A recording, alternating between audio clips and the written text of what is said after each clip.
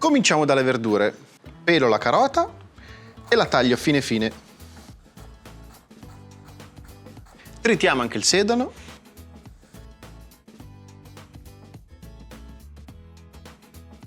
E lo aggiungo in ciotola. E per ultima la cipolla.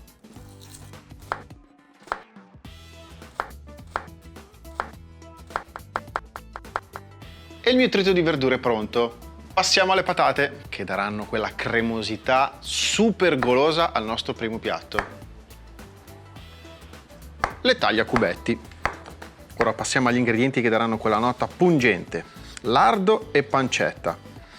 Taglio il lardo a cubetti, mentre la pancetta a listarelle.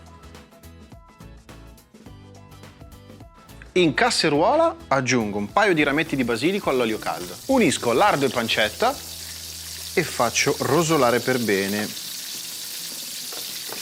Tolgo il basilico che ha fatto il suo dovere. Unisco sedano, carote e cipolle. Facciamo spazio per le patate.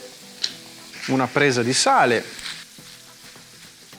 Meglio non aggiungere troppo sale all'inizio perché pancetta e lardo sono già abbastanza sapidi di loro. Abbiamo sempre tempo di regolare di sale alla fine. Aggiungo il concentrato di pomodoro.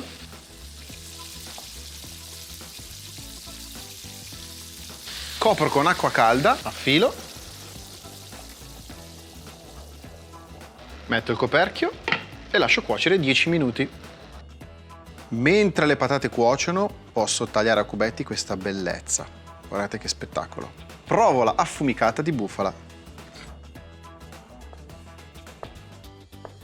La lascio scolare sopra un colino. Se non doveste trovare la provola affumicata di bufala, va benissimo anche quella vaccina, anche se vi consiglio vivamente di usare questa, perché è buonissima, ma buona davvero. Manca solo la crosta del grana. La taglio anche questa a cubetti. Darà quel tocco in più alla nostra pasta. Non si butta via niente. Le patate sono quasi cotte, posso aggiungere la pasta mista. Una bella mescolata.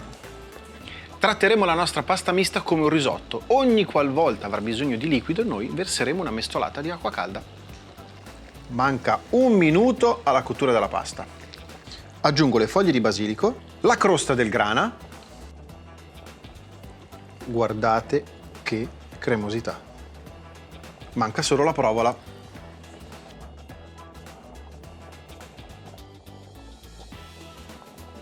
Un'ultima mescolata.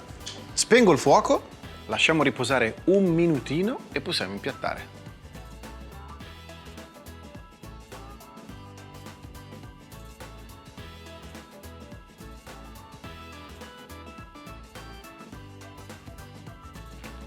E adesso assaggiamola. Una soffiata. Rifatela, ragazzi, rifatela,